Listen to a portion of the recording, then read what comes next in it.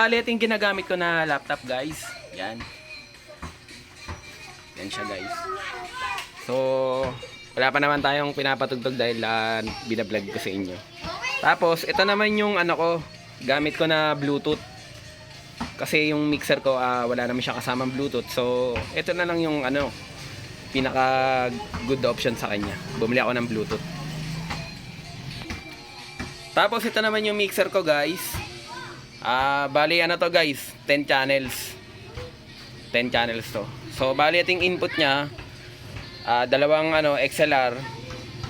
Tapos, ano, 8 PL.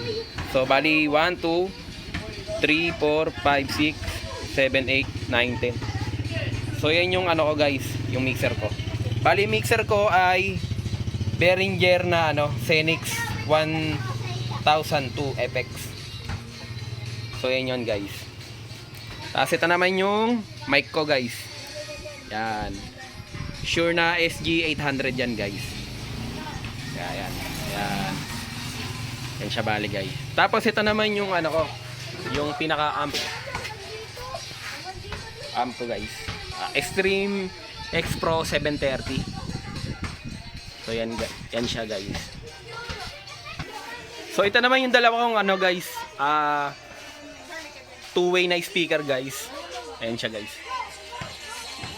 Ayan siya. TNT guys. Sobrang tagal na sa akin ito guys. Itong ano na to. Itong speaker na to. Dalawa sila. Pares. Ayan siya guys. Pares po siya. TNT yung ano niya. Yung pinaka model niya. Ay yung brand niya. Tapos ito naman yung sa likod niya guys. Bali D12 siya. RS12.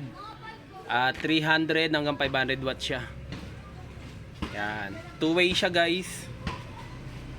So, yan siya. 8 ohm siya. 99 dB MW /WM. Yan. So, yung likod niya guys. So, pares ko siyang nabili guys. Ito naman yung kapares niya. Ayan siya. Ganon din yan guys. D12 rin po. Two-way siya. 300 hanggang 500 watts. Yung kanyang A-drive. Yan. Naka ano lang to guys, passive lang to guys. Naka-speak on. So, yan siya. Tapos ito naman yung sub ko guys. Ayun yung sub ko. D15 guys, na Alto TS sub 15 True Sonic. So, yan siya guys. Okay, ito naman guys, ano to? Active to, powered. So dito guys, bali ang in-input ko dito sa kanya, ano siya? XLR. Yan. Mula dun sa ayun guys, so ayun yung ano ko, yung pinaka-amp ko. Mula doon hanggang dito ko pinagapang. Sa labas lang naman kasi ito ng bahay namin guys, pasensya na po at napakakalat. So yan. Yan. Tapos meron din siya ditong ano guys, tusukan.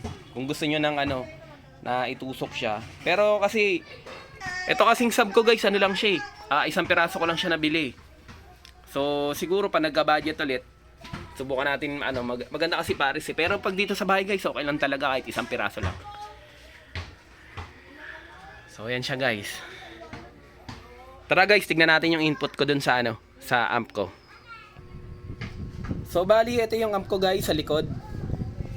So, etong ano na to guys, etong input na to, ito yung ano, ito yung galing sa ano ko, sa mixer. Ayan siya guys, ito yung bale.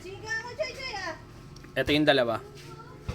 Ayan, sa ano to, output ng mixer, mula sa output ng mixer, ayan siya. Ayan, itong dalawa yon, left and right. Tapos ito naman guys, dito naman sa output, sa output nito, dito ko naman nilagay yung sub ko. Ito yung baling sub ko. Ano siya? XLR yung ano, mula sa sub XLR, tapos papunta rito sa ano, sa amplifier, ano siya? RCA pala. Yan, RCA. Yan, naka-RCA siya. Tapos ito naman yung dalawang ano, dalawang left and right na ano ko, yung dalawang speaker ko doon na TNT. Ayan. Positive, negative. Positive, negative yan. Pares din sila. So ayan guys. Tara guys, try natin patugtugin. Pakita ko sa inyo guys.